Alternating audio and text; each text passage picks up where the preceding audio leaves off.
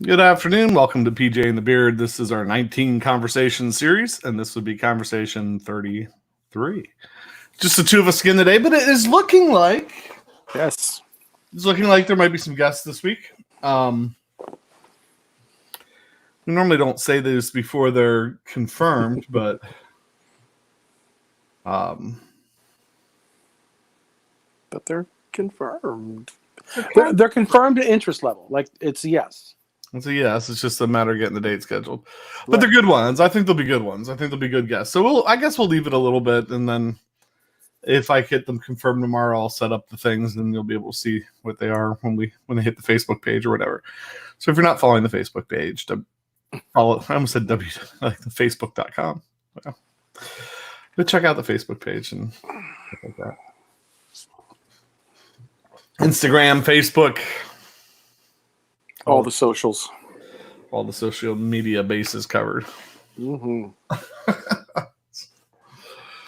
I did post my screen grab of the Keeley pedals and the Kurt Magnan strings in hopes that maybe it would remind those people that we reached out to them. And Keeley said that he would do it. We just haven't been able to schedule it with him. And Kurt Magnan, I haven't been able to get through to, but I think he's pretty busy. You know, I think a lot. I mean, we've talked about it. Some people are really busy right now, and some people aren't. So, subliminal messaging through social media. I got excited because you told me you were going to do it. I saw it out there. Oh, there's Pete Hickson and Brian Landreth checking in. I got excited when you said that. I said, "Oh, there's a couple likes," and I went out. I'm like, usual suspects. My mom. We should have my mom on as a guest. So we got some things to talk about today. We had this to talk about soon. A teaser within a teaser. Yeah, it's a box.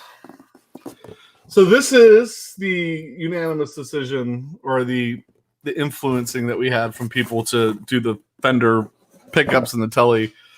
But you might be wondering why the box is so big. Right, extra padding. We'll get to that.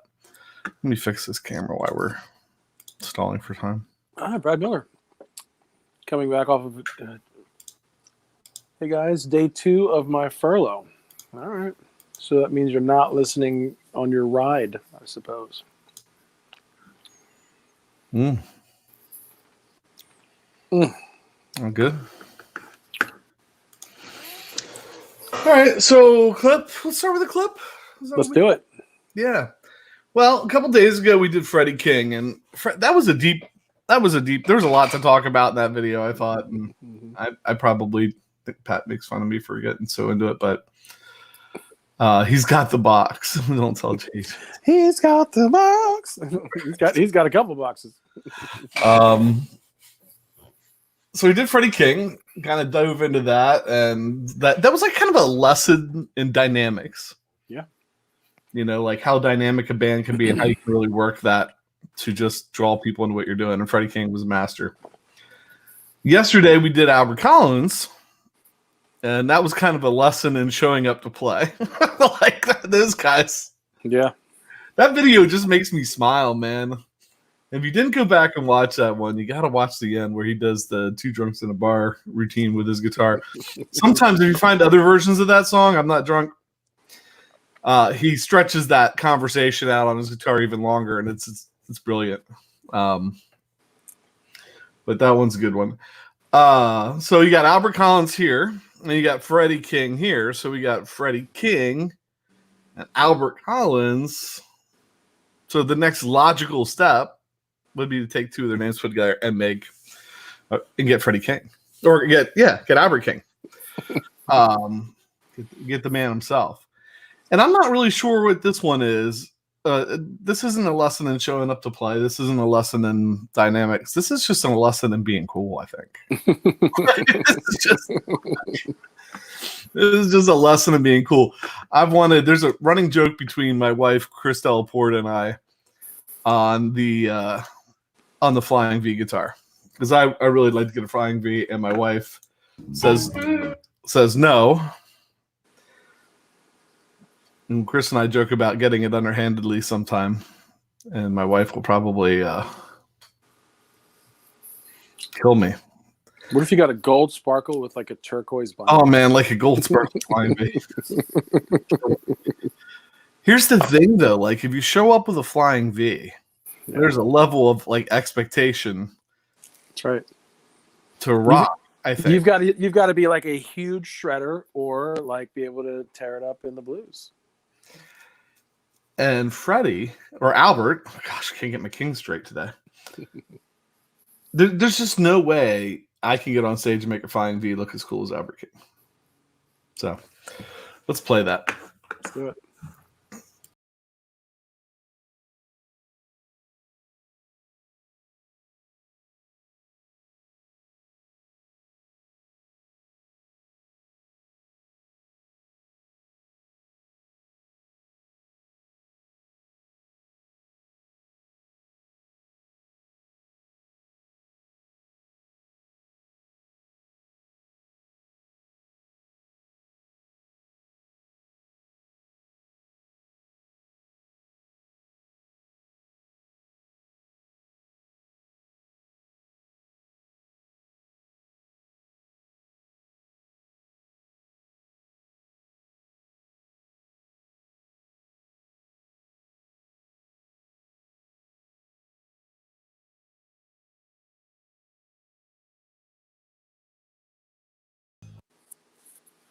You get those bends, man. Mm-hmm. Did you notice that he's playing where he's at on the neck? So he's just taking a right-handed guitar, flipping it over, right? I mean, he's playing with the high strings on the top. Yeah. Yeah, it's interesting. Not necessarily the clip itself, but I don't know how you say it, if it's like one filter, the show. They have all kinds of people on that show. I've seen like Steve Lukather's like Los Lobotomies band on there. It's kind of like late night with Jules Holland. Like if you go look at a Jules Holland clip or go down a one filter path, there's a lot of cool groups that play on those shows. Yeah. But yeah, no, definitely cool. Yeah, he's cool. Those guys could sing too. Like Fred, I don't know. I just like the way Freddie King, Albert King, all those guys sing. They have a cool way of a cool stage presence, right? Yeah, I'm serious too, man. They're not showing up in jeans or shorts and a t-shirt. Like, those old guys got dressed up. They look sharp. I'm just wondering what the folded up papers in his pocket are. Well, he doesn't have a confidence monitor, so maybe he looks at his in between. Yeah, no, definitely cool, man. A different generation for sure. Pete said, "Love V's, but not cool enough to own one." And yeah, Pete, that's what I was saying. I can't. You got to have a presence, I mean, beyond the ability to shred or rock or whatever. I just think you have to have a presence to make that guitar look good. Because I used to hate them. I absolutely hated them. I did. I thought they were the worst guitars. And then Joe Bonamassa did that thing where he was out touring with Albert King's V. And it slowly started to dawn on me how cool they looked. Well, he ups the game too, because not only is he playing a V, but he's got his name on the neck. Just in case you forget. Pete says, "Come dressed to play." Yeah, that's right. No, that's cool. Another lesson in bluesology from Professor Beard. Yeah, I like it. I think I forgot most of what I know, but I used to get real into that. Like the bookshelf up here, there's a whole bunch of old books about the blues and a ton of live concert clips on VHS. Dare I say? Yeah, well, VHS or DVD, tons of DVDs. Yeah, I used to. I mean, not as much anymore, but it's certainly one of my favorite genres. That's for sure. Right. Excuse me. All right, so you were pedal all day? Yeah, we do pedal a day. So we're kind of the box. Yeah, I know.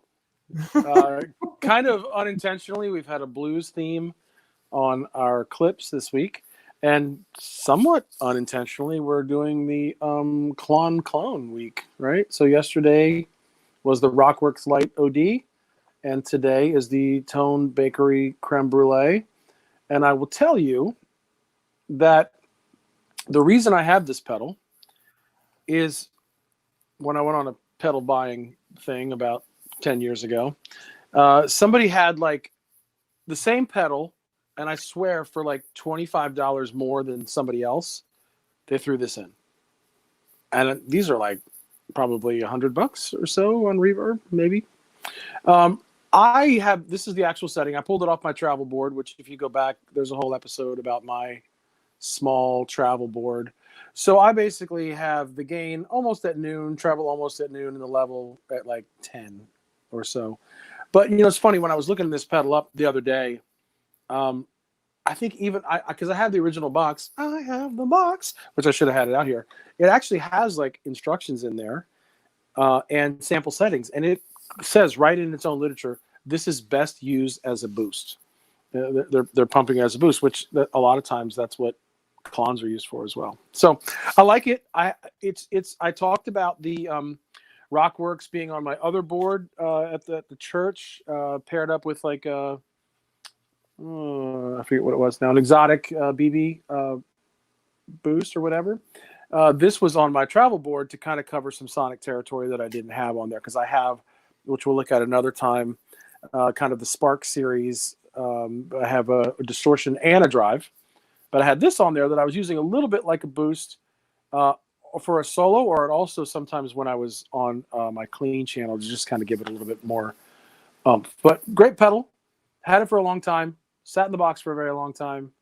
But I started to use it, and I like it. So welcome to Clone Week. Yeah, now we haven't done an episode on that pedal, but it did show up. We did a little episode on your mini board, right? Yep. And it would have shown up on that episode. Mm-hmm. So we did one on the Rockworks, which you talked about the other day. Mm-hmm.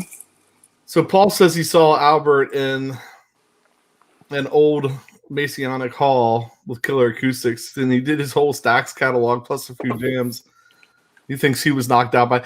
Yeah, I mean, it kind of goes to what we were talking about yesterday. Like, if you're there and the sound and everything is lining up, I could see that would make him just keep going, right? Right. And then Pete said to look up blues at Bridgetown. I wrote that down so I can remember to do that. Sometimes I remember. I write them down. Sometimes, I'll be honest, sometimes I remember and sometimes I... Not so much. Well, I remember... They're here. I've got the names of the Berkeley professors that Sebastian talked about, and other things. And what have I done with it? It's right here. I need to go down that rabbit trail every once in a while. All right. So pedal of the day, guitar of the day.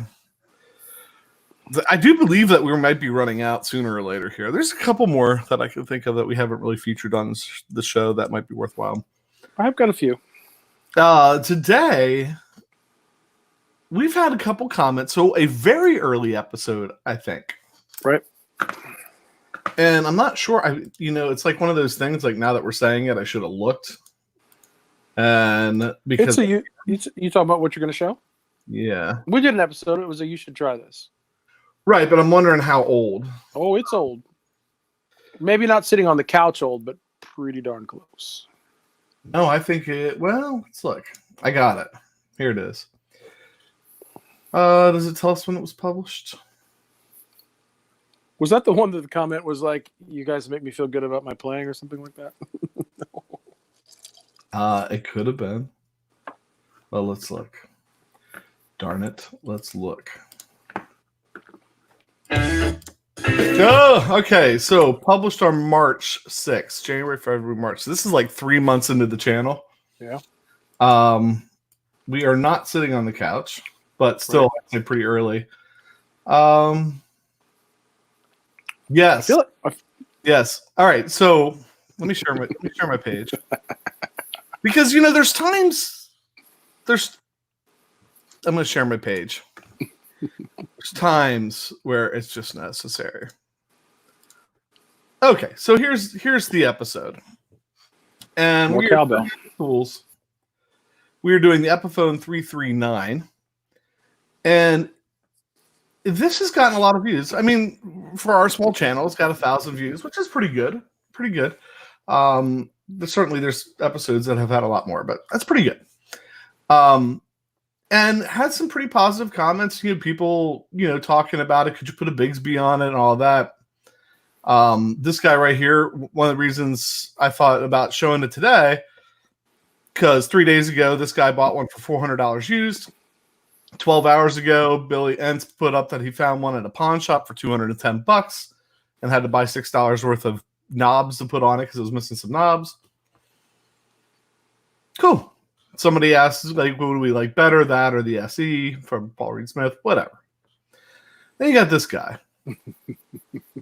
Gosh, listening to you guys make me sound great. Just saying. So, I mean, I make grammatical errors all the time, especially text messaging, but, whatever. It's funny. We've only done one segment of like viewer comments, and that's a funny one. That one didn't make it in because it was after we did that, but that's a good one. Yeah, it is. And also, here's my line on this, because you could really start to feel bad about yourself. And I went back and watched the playing in this, and it's not our best playing. It's not even close. But I mean, we try to be kind of real about this too. Like, we're not doing a million takes on stuff. We're just doing videos to have fun and whatever. And if you don't like it, you don't have to watch it. So here's what I say when people write, like, the trolls write these nasty comments. It's like, if you feel better, if you're sitting at home watching this and you want to rip us apart and that elevates you and makes you feel better about yourself, then we are happy to have served. That's right. Right? Like, mission accomplished. We are happy to serve. And Rick Shipman, hats off to you that you just put it like that, because I went out, like, if you're going to write a comment like that, I feel like I'm ready to be schooled. I'm ready to be. That's right.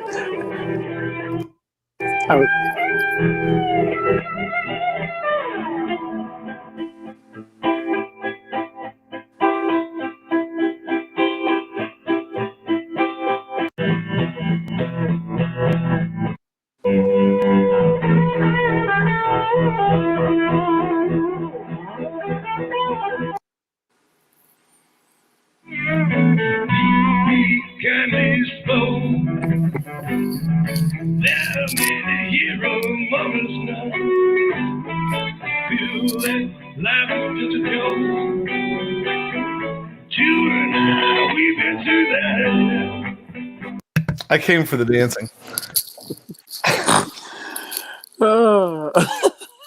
I have to laugh. It's just funny because you do, right? Like, even sometimes you're on Facebook or wherever, you see someone make a comment and you're like, I wonder what they're all about, and you go check it out. So it was just kind of interesting that, I will give him credit in the sense that A, he's never heard us sing, and B, he kept it to the playing, which his playing was not bad. But the singing maybe could have been left for somebody else. I'm not gonna judge, because I really do feel like when I go out on YouTube and see people post some videos of themselves playing, there's people out there that have a lot more guts than I do, and put themselves out there, in a very vulnerable, in a place where you can really take a lot of heat for it. I would say 95% of the guitar community that we've dealt with or we've come in contact with has been totally cool. Is very supportive. Realizes that not everybody has to be John Mayer, and I picked him for a reason that would make Pat chuckle. Not everybody has to be, this incredible player, and so, yeah, I mean, you start doing this stuff for fun, you put yourself out there, and people are going to trash talk and whatever, and I just go back to, hey, if you feel better about yourself at the end, then we're happy to have served you, and maybe you can have a nice night. Either that or stop, commenting while drinking. I don't want the other. Or maybe your mom will make you some mac and cheese while you're down in the basement playing video games. I don't know. Anyway, that's about, we went. But David Barber jumped in. He probably irons his jeans. So Pete Hickson, what's the? Okay, there we go. All right, we'll just read that comment. Yes, their opinions. Yes, that's right. You know. Yeah, so that's about. Yeah, it's funny. Like we generally take the high road on the responses. I'm not saying that the private conversations we have with each other, we always take the high road, but I think one time I did a response where you were like, nah. I was like, ooh, oh no, he didn't. There's one time but typically, I mean, that's the response. If you feel better about yourself, then we're happy to serve. Well, but just to stay on this topic just for a second, but it's like, especially I would say to you, you put a lot of time into this, right? This was sort of your idea, your concept to do this. We've spent a lot of time trying to do this well, but trying to be authentic at the same time. Truth be told, there's more editing about what we say, like we mess up something, than there is about the playing. So, it is something that becomes personal to you because it's something that you've created. And for the most part, we can sort of, have Teflon and it just rolls off. But every once in a while, you're like, seriously? Really? That's all you got time for? Right. So. That's all you have to say. Dave said, less high road, more Jason Breaking Bad. The die dancing has gotten some oil hot movement. Yeah, well, like I said, I'm not gonna stoop to the level of these guys. I'm not gonna leave them comments on their page telling them how whatever. So they can have another beer and leave another nasty comment. So back to that guitar we played so poorly. Right. Maybe we need to re-record that and try and play a little bit better. We'll do better. I don't think that wasn't like banned in the box time, was it? I'll tell you, it might have been. I'll tell you what, I was the one that played really badly and I made a mistake. And I usually do the outro sometimes, and I'm like, I'm going to redeem myself. And I think I played actually worse and made more mistakes. No, that was a ditto. We used a ditto looper. Oh, it wasn't the try, whatever. Yeah. Right. Look for that on the Reverb store. So here we go. Guitar of the day. Epiphone 339. Epiphone 339. Has it's a small body. Yeah. Small body 335. Really like that idea because one of the things, I have a 335, and one of the things I dislike about it is it doesn't fit in the dual gig bag. So this was kind of like the thought of, well, I could take a hollow body but not have to take a case and a gig bag or whatever. The show is not broken. Please do not fix it. Yeah, thanks, Paul. We kind of do what we do. We do what we do. And I'll admit, with the hollow body PRS I have now, I'm not sure that this is going to stick around much longer. But one of the things this does have is the push-pull pots, so you can split the coils if you want. I did, when you talk about modding guitars, when we're talking about modding guitars here a little bit today, I did change all the electronics in this. It had some pretty poor stock standard pots that it came with. The pickups are pretty good. I mean, the pickups are all right. I don't mind the pickups. I'm sure if you threw a set of Lawlers in it, would sound even better, but pickups are okay. This was an experience, like they say, get a kind of cheap guitar and experience modding on that. So this was one of my first, I picked a good one to start with. Hey, let's change the pots and something. So I ripped all this out. I bought like a wiring harness online, and they sent me the wiring harness, and I wired it all together, and I fished it all in and started to fish it all through. And when I got it all through, I found out they sent me ones with short shafts on it, and I didn't know to look before I did it. So I'm like, man, I can't get the nuts on this. What's the problem? Why? Because the shafts were short. So I had to rip it all back out, get a new wiring harness in, and put that wiring harness in. And I think there was actually a problem with that wiring harness where I had to rewire part of it or something. It wasn't a good experience. And then I had to have my wife help me by putting her hand in there to push things in place. And she had these indentation marks on her hands. And she was just she didn't. If I saw this one, she wouldn't be upset. But you didn't see the fine print, don't be afraid to mod a guitar, asterisk, but make sure it's not a hollow body. Yeah, don't start with a hollow body. So Pat keeps talking about, well, maybe he should put different pickups in that Yamaha SA2000. And I keep thinking, I'm going to ask me to do it. And I know Mrs. Beard's not going to do it. But yeah, this is nice. I mean, for like the comment said, the one guy got it at a pawn shop for just over $200. He has like $220 in it. The other guy got it for $400. I got this one with a hard shell case, with an Epiphone hard shell case. Yeah. Which just goes in the basement with all the other hard shell cases because I try not to use those too much. I want to say like 440 or something like that. I'm looking. I think I bought that on Reverb. Purchases. Pete mentioned about using the surgical tubing trick. Yeah, I did the like tie string on them and wind the string through. It was a mess the whole way around. It's too bad we didn't have a YouTube channel at that point, or that you didn't film that, right? That'd be a great one. Right. Sean Zimmerman chiming in. So I paid $360 with a hard shell case. Oh man, I had you way high. Wow. Yeah. All right. Hey, Sean. Terry Himes. High road, I'm more of a gutter type. I try to be family orientated. That's right. How do we do? Listen, kids, this is how you ignore negativity. What if we came up with this segment and we could like record a little soundtrack that would be like, "What's in the box?" Could we do that? I mean, like, would that be ripping anybody? No. Have we ever thought of that? What's in the box? All right, so this segment usually turns into "He's got a knife." You're welcome, Pete. So between Brian Landreth and David Barber, for some reason, whatever, I pull out the 92 Mexican Telly. Pat told me to have that. He doesn't usually listen to me. That's why things go so well. There we go. It's close. It's right there. And we said, well, that bridge is goofy. Caused quite a stir on the one message board when I asked people about the bridge.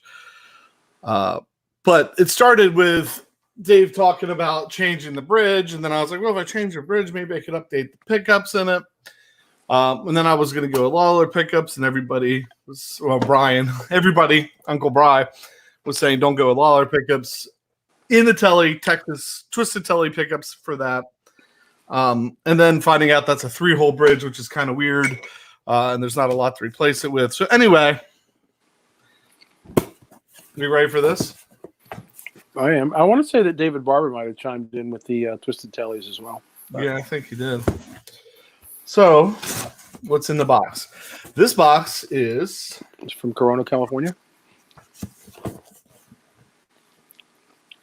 San Bernardino. Okay. California, Fender Musical Instruments. So, what? I said on the other show that, there's a guy at Fender that helped us out with the Leslie series, and I kind of reached out to him and said, hey, can you, we have this idea to do a Telly makeover. Can you help us out with that? Because, it doesn't hurt to ask, right? What's up, BB Made? So he sent this. Ta-ra. So we're putting that in. But wait, there's more. Yeah. And then, I'm like, well, if he can help us out with the pickups, because we had somebody else that was we were going to get some help on the pickups from the other place. He said, well, if you're doing a makeover and you're putting those pickups in, Fender just purchased another company, and would you like to try this? I said, yes, sure. Absolutely. Ta-ra.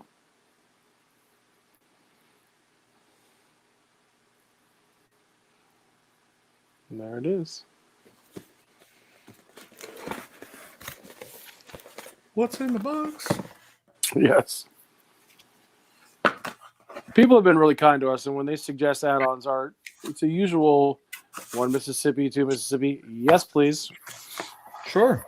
So Fender has been good to us so far. We do have a tremolo pedal coming from them as well at some point when it's ready, when it's done. Ooh.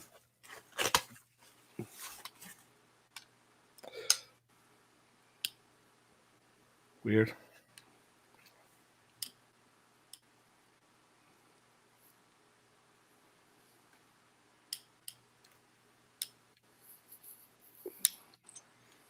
David Barber said the project should be fun.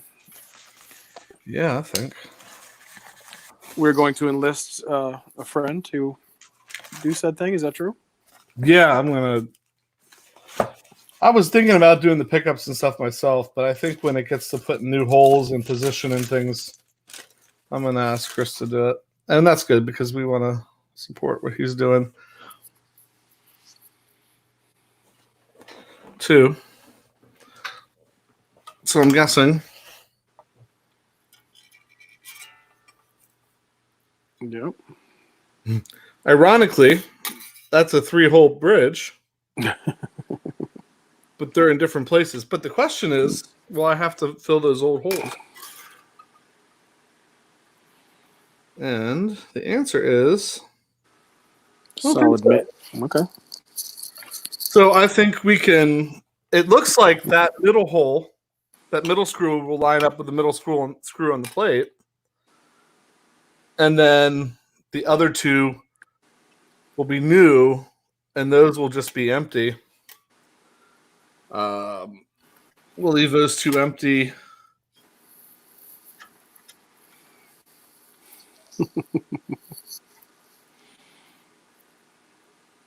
Maybe.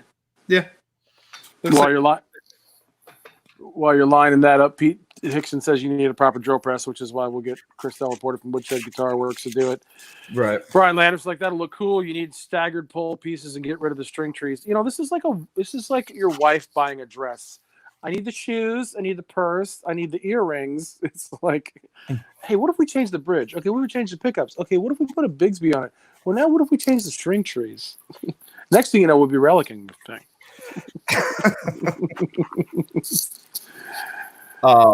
Yeah. Staggered tuners, yeah, that makes more sense. What if it was butterscotch like my other one, but relict? Right. That would look cool. That was maybe black at the factory before. So at some point, I'm going to have to run down to Carlisle. Yeah. So that's an actual. I guess that little box in there would have had the bridge in it. What do you mean? Well, you had the plate, but you didn't have the bridge that the strings go over that you intonate it with. So I guess there's another little box in here that I didn't open that would probably have all the like the screws and the bridge in it. Okay. Yeah, hold that up again, right? Because it's Bigsby, and maybe they've done this before, but it actually has the Fender branding on it. Is that true? It has the F on it? Yeah, it has the F down on the bottom. Yeah. So, for those who didn't know, Fender bought Bigsby. Sort of like when I showed the Duesenberg with that, they have the D on there. Everyone wants to brand their own things. Dave Barton the difference is the Duesenberg is their own thing. Right. This is actually Bigsby. Right. And the Duesenberg one is highly rated. People like that a lot. David Barber's like dive bombs on a telly. Maybe more like a Chris Isaac Wicked Ways. I'm not sure. He was saying dive bombs on a telly. Yeah. Paul Ewing was saying out of 19. What's that, good? Yeah, I was going to say, I did think that when we demo this, that's going to be kind of hard for us because I don't think either one of us are real big. No, I'm just more of a hold out the end of a chord or, kind of a texture thing. Not that we can't do a harmonic and move it around a little bit, but. All right. So what was he saying? I was saying Paul Ewing, I think, was talking about like a semi-hollow body theme. Got a 1999 Washburn. Oops, it just rolled up on me. Sorry.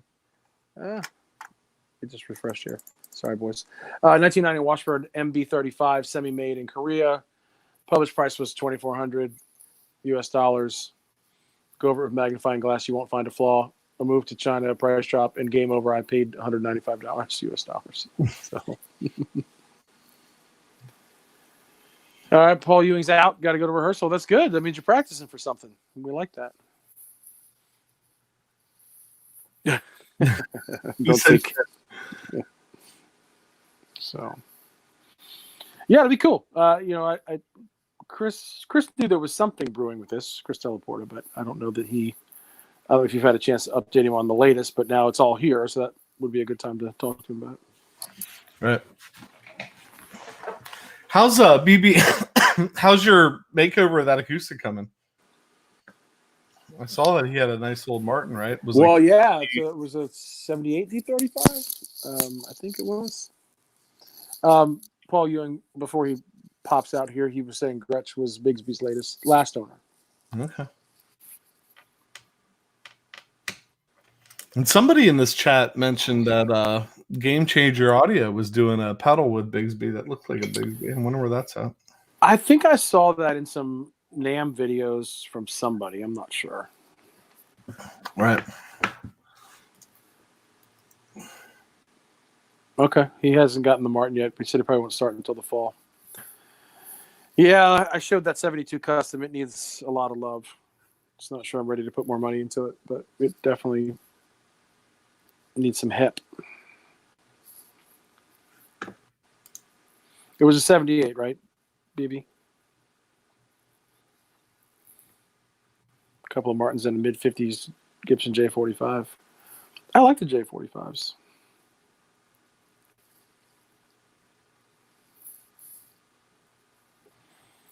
So, yeah, pretty excited about that. Thanks to Fender for being so kind to a small channel because, we showed the pinwheel, pedal of the day or whatever, and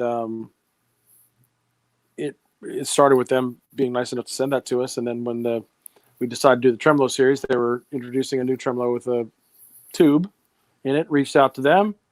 They're like, sure, it's not ready yet.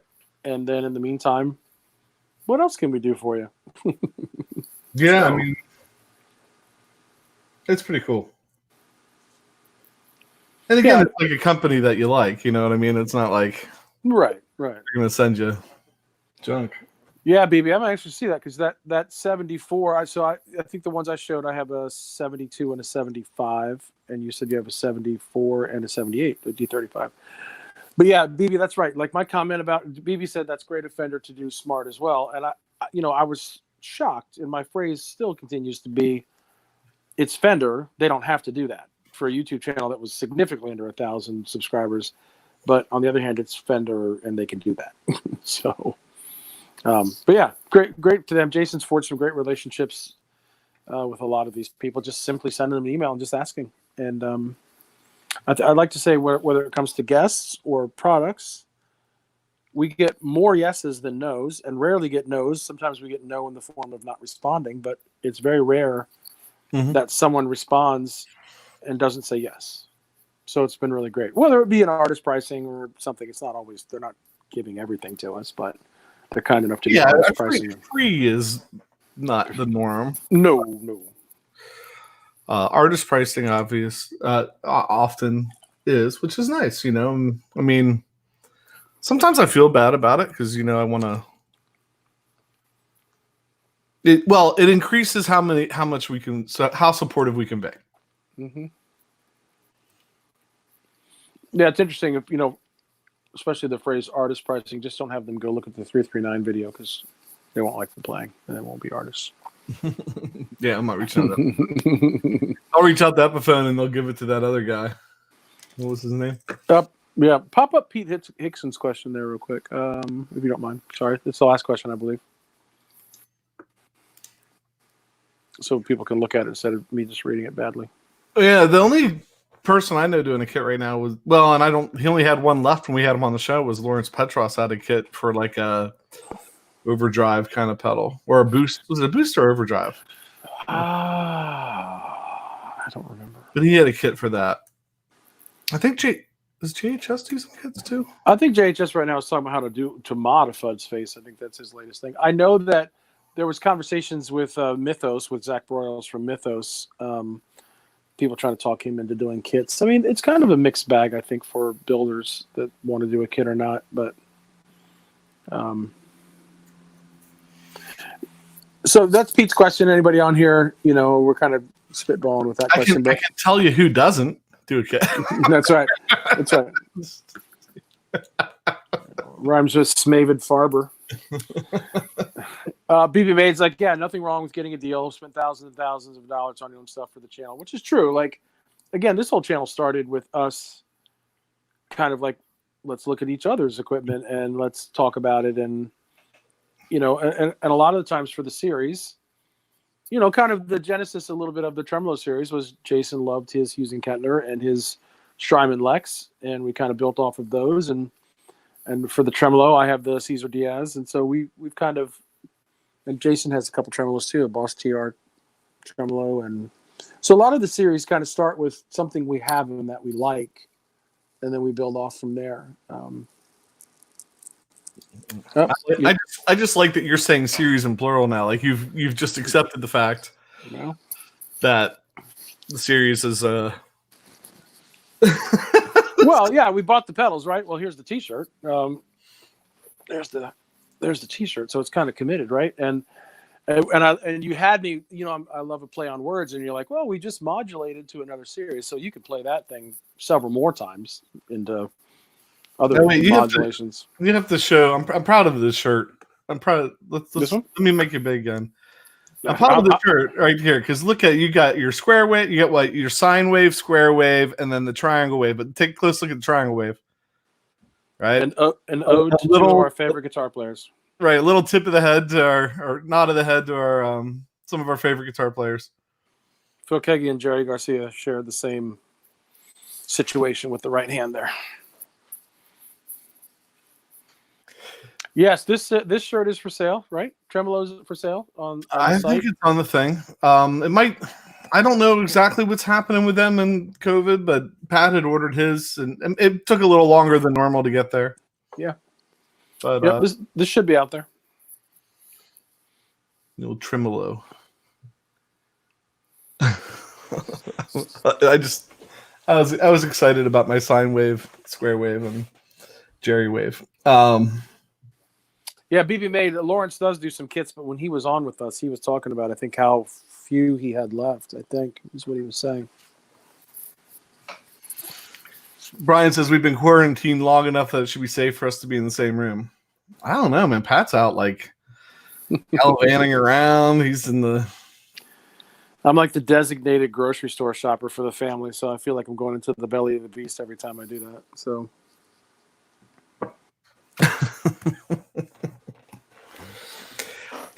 Well, put it this way, Brian. Here's the good side of this. That when we finally, and a lot of that depends on my wife and how she feels. You know, because she had that jaw surgery and stuff and some other stuff. No. When we have time, when we're able to start recording again, school for me is closed for the rest of the year. So I'm not going back to. I'm not leaving my house, forced into leaving my house until probably August. So I have a feeling that when we stop doing the live streams every afternoon and start recording again, we'll be putting out, we'll be making some videos. Now, I've joked about this with Jason, but I didn't put a lot of detail into it. So the Beard Cave, which he doesn't like that use, but I'll use it anyway. But the Beard Cave has a few, it's kind of below ground, but it has some windows. And I could sit outside in a chair, run the cable through to the amp, and have a separate camera outside with me.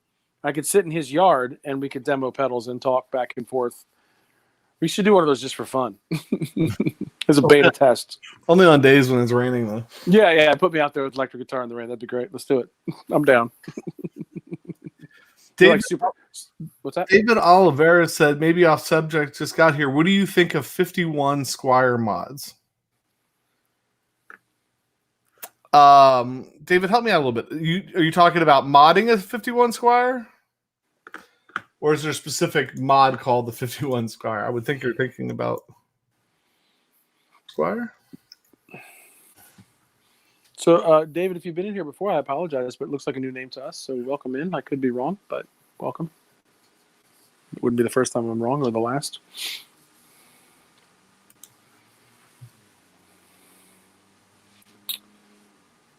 So I'm looking at what a 51 Squire is. You know what that is, Pat? I don't. He said yes, but I forget what you said now.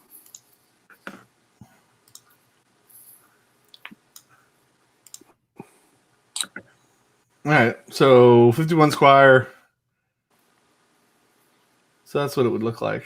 Kind of. Is it a little bit like your? It's a Jazz Strata Telemaster or something, right? Like it has like a little bit of a. Wow, no, not even. Yeah, 2 pickups like a Tele and almost like a Tele control panel there. Can we see one of these big? Where's the switch? Am I missing it? I'm looking at my phone. I'm sorry. That's what I was just thinking. Where's the switch? Well, I'm sorry. I'm looking. Oh, no, there's a pickup there by the bridge, right? Yeah. Sorry. There's a humbucker by the bridge. There's a single coil in the neck. So that gives you kind of that like. It looks like a Strat pickup in just the 2 pickup things made me think Tele, but more of a Strat pickup. I don't know. I like that. That's neat. That's interesting.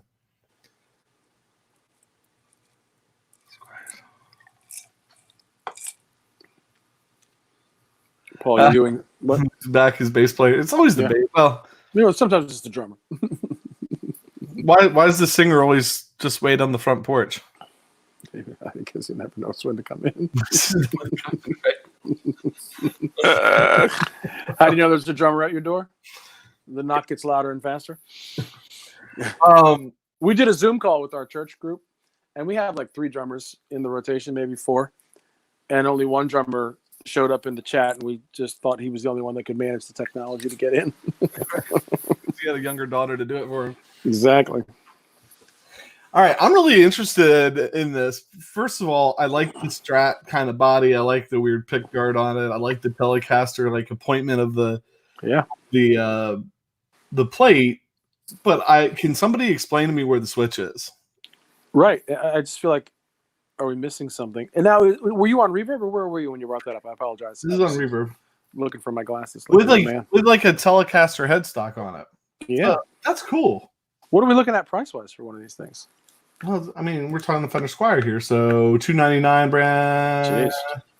Well, that's very good. New. That's mint. I don't see any new ones, so maybe they're not made anymore. He said, Brian Lander said by the bridge. No, he's question mark by the bridge. Oh.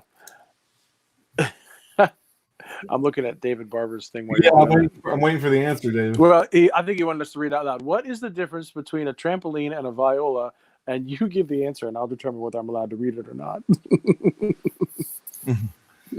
All right, one of the knobs. So, David, that means there's no tone knob, right? So, probably a volume knob, and then the other one's a switch, or is it like a? Is it like a three? Is it like a Paul Reed Smith like 3-way? Or a push pull somehow?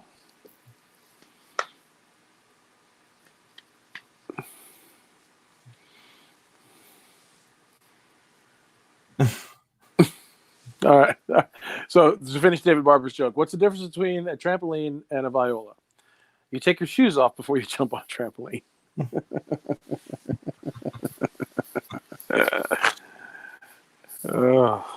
Maybe it's 2 volumes. Oh, maybe it's a blend then, right? Okay. Kind of a preset tone and like a bass, some basses are like that, right? Yeah. So, what's our opinion on modding this guitar?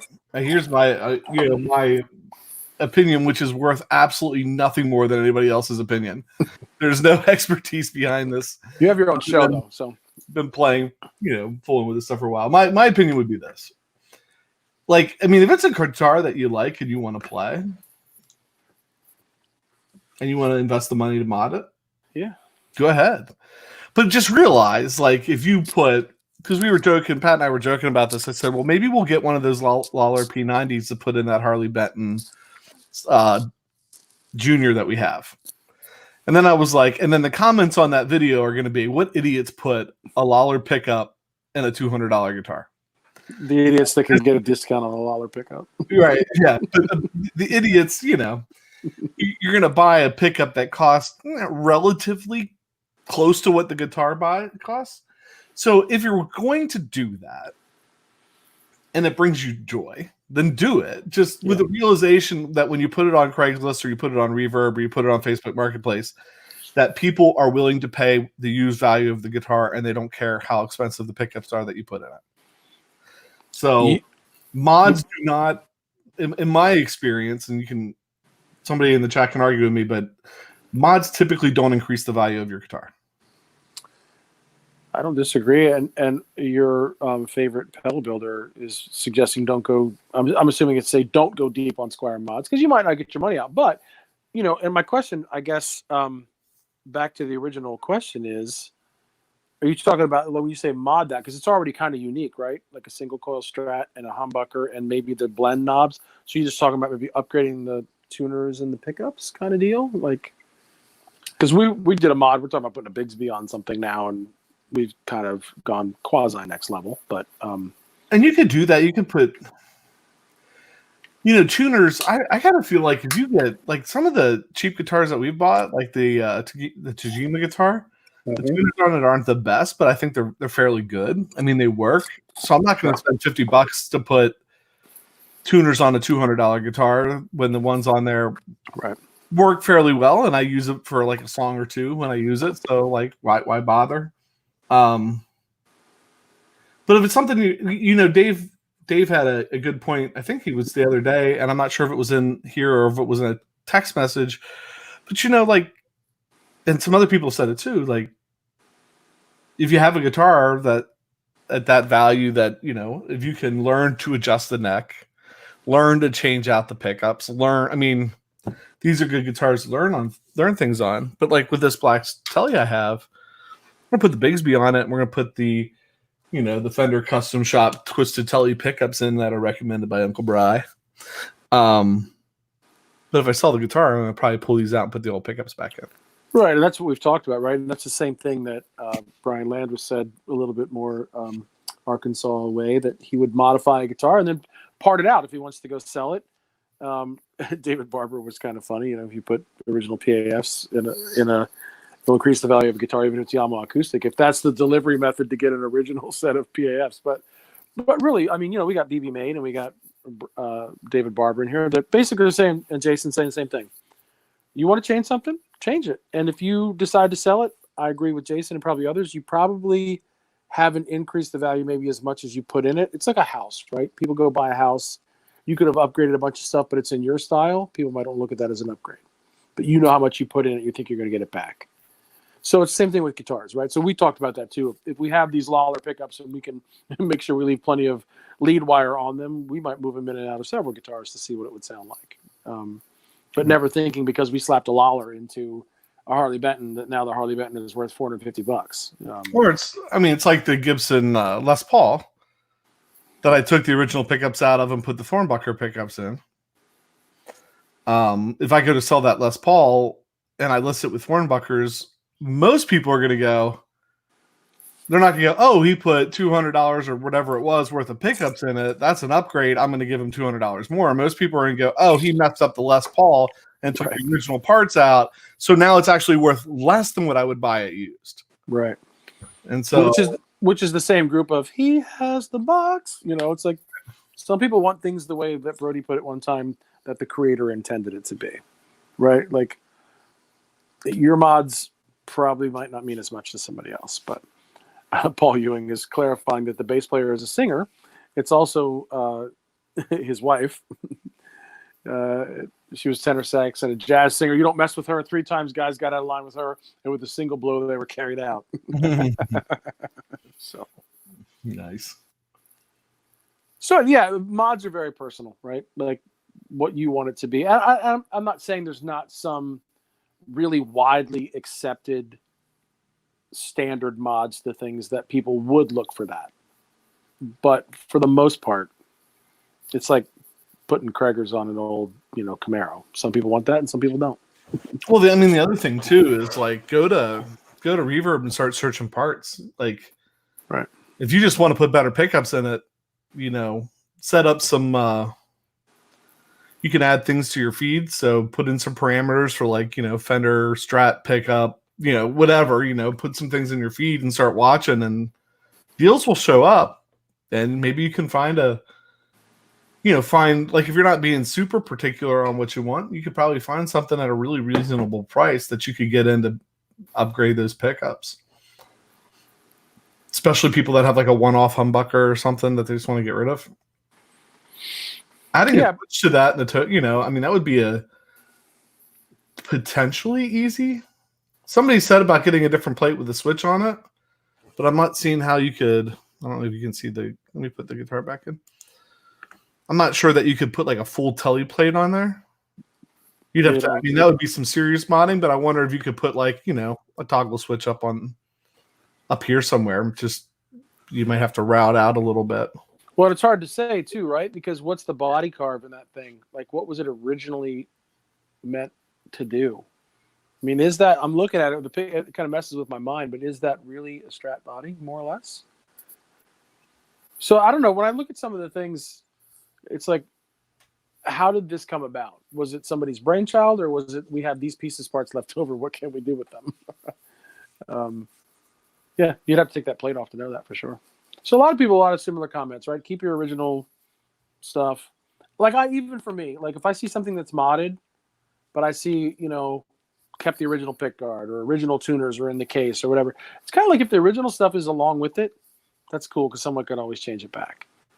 But sometimes if it's not, I was so enamored by the guitars at Ray Santana's house. He had the hollow body PRS with the Charlie Christians in it, which I loved, but I would still have a hard time wrapping my head around buying that guitar and not having access to the original pickups because not everyone might have had the opportunity to sit in a room and play that and really hear the magic of a modded core line PRS that I would think is, borderline sacrilegious, but I don't know. Yeah, it's an interesting topic, and geez, maybe we should have saved it for a whole show about mods, the do's and don'ts, and the lessons learned because we got a really good conversation going here. So,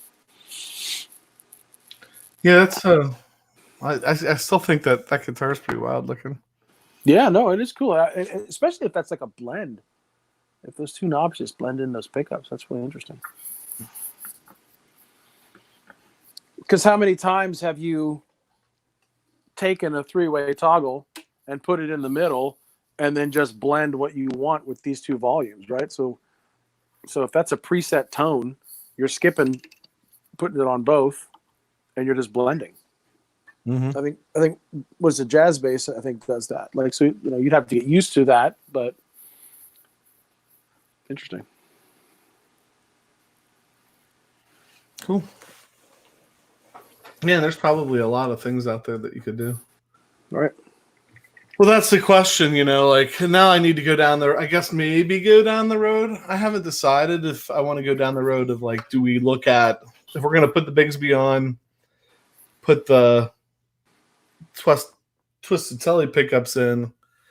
Do we look at? I wouldn't mind doing like vintage tuners because I like the split post vintage tuners on the tellies. I can change strings so fast on those. I don't know way we ever got away from those. The other thought I had, and this could be the final question of the day: do you stay with the original kind of white pickguard there, or do you go for like a single ply black pickguard, like on the old vintage tellies, black on black? So that you're putting the Bigsby on, right? I'm a sucker for tortoise shell or pearloid myself, but and in some cases. I had a mother of toilet seat on the Strat for a while. In some cases, a Richard Simmons approved scratch plate. Oh, a gold sparkle, sparkle scratch plate on the telly. I don't know if you can find that. That's the opportunity to make your wife love that guitar. We could like either do it like the Gretsch Gold, or we could take the color off of that Strat and make a pickguard out of it. Well, that Bigsby, I wonder if we could do like a gold, a silver sparkle. like a duo jet. Silver sparkle pick guard. Yeah. Oh no, didn't even. I don't know. That would be. Uncle Brian said white. Yeah.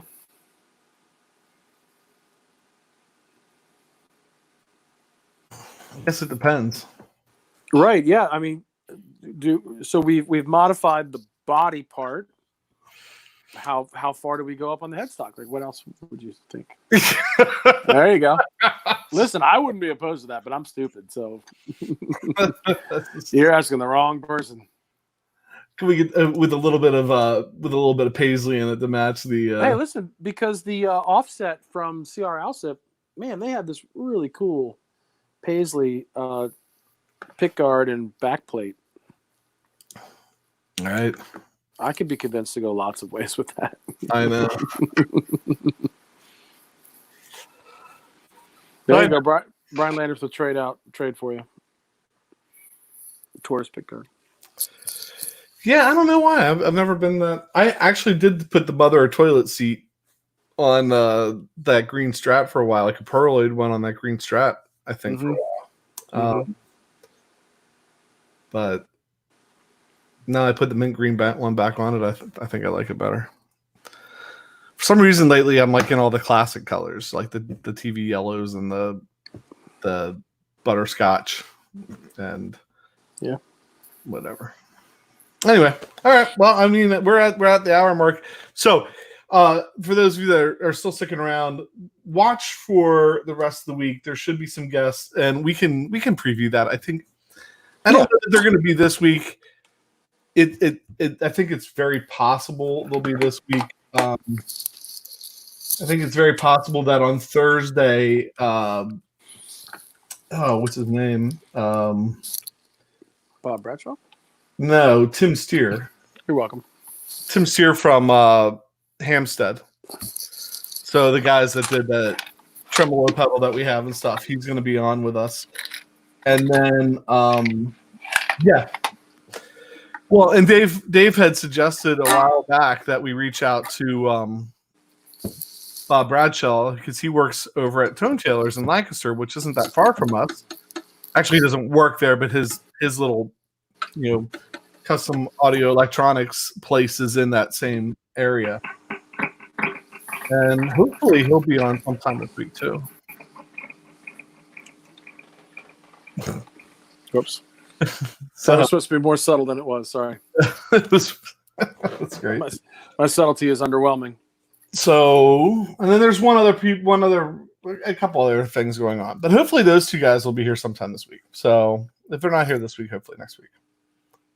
Yeah, a couple other irons in the fire. In addition to that. So yeah, with that, I think that's it for us for the day. Thanks everybody that joined us. It's nice to hang out. It's nice to have somebody to hang out with and help us pass an hour. It definitely is an hour of distraction for us. Yeah, and this one went especially fast. So thanks to everybody. Yeah, Bob is a legend for sure. Right. There was a great picture of they had Trey from Fish, his whole rig sitting in Tone Tailors after Bob had put that together and stuff. So I mean, you're talking about a guy that, yeah. Hey, there's Sandra. Hi, Sandra. Bye, Sandra. Yeah, Sandra. Yeah. I was pretty excited about that too because I make no bones about in the 80s I was huge fans of all of the studio players, Lukather and Huff and Landau and all of those guys, and they all used Bradshaw stuff. That's how I probably know about Bradshaw because of Steve Lukather. But yeah, his client list is stunning. Right. So I'm sure he'll have some stories about that as well. So yeah. So hopefully that works out. Right. All right. Well, I mean, Sandra just got here, but unfortunately we're leaving. But yeah, stopping by. Sandra, this is about the most time that people like to spend with us in real life. So you did a good job there. Right. So great timing. That's right. All right. All right. With that, I'm PJ on behalf of the Beard, reminding you, no matter what you hear, you never have too much gear.